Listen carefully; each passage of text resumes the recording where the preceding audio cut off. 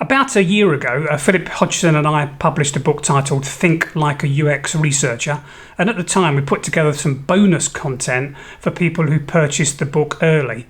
I think sufficient time's elapsed now to make some of that bonus content available to other people. So what you're going to see next is a video that I put together to kind of explain how UX researchers think differently. This was at the time only available to people that bought the book, but now it's freely available to anyone. I hope you enjoy it.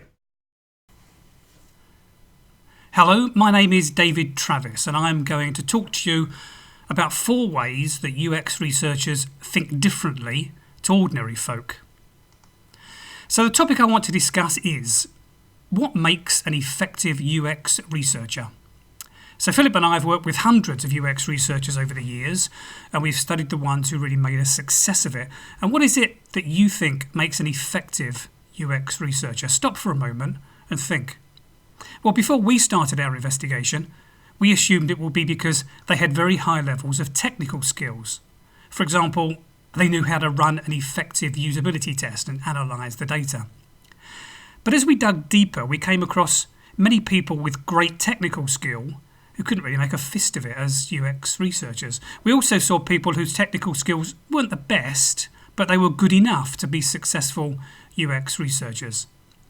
So if it wasn't high levels of technical skill, then what was it? So we tried a different assumption. We thought it was because of the organisation. We know that some organisations are more UX mature than others, and we made a bet with ourselves that the more successful UX researchers were in a working environment that favoured UX research. And although that seemed to help, there was a problem. We came across many UX researchers in organisations that had very low UX maturity, and in some cases they were the first UX related hire that the organisation had made, yet they were making a terrific impact, even more of an impact than researchers working in mature organisations. In one case, we found a UX researcher who'd transformed an organisation that had never spoken to its users in the past into one that ran regular usability tests. So it turned out not to be technical skills or the UX maturity of the organisation that had the biggest impact. It turned out to be the UX researcher's way of thinking. The most successful UX researchers seem to organise their way of thinking around big ideas and how to apply them. In contrast, the less successful UX researchers tended to view UX as designing a user interface. As we dug deeper, we discovered 4 ways of thinking that I want to share with you. These ways of thinking aren't difficult to understand. You don't need to attend a course to learn how to do them, but you do need to believe them in your gut. Understanding them intellectually isn't sufficient. You can't just know these things. You need to feel them too. That's how you can think like a UX researcher. What do I mean by ways of thinking? Let me ask you a question to see if you can think like a UX researcher. There are 26 sheep and 10 goats on a ship. How old is the captain? At first, you probably thought this was a trick question. You probably reread it a couple of times to see where I'd hidden the joke. Then you probably just shook your head and realised it wasn't a joke question. It was a stupid question. It doesn't make sense.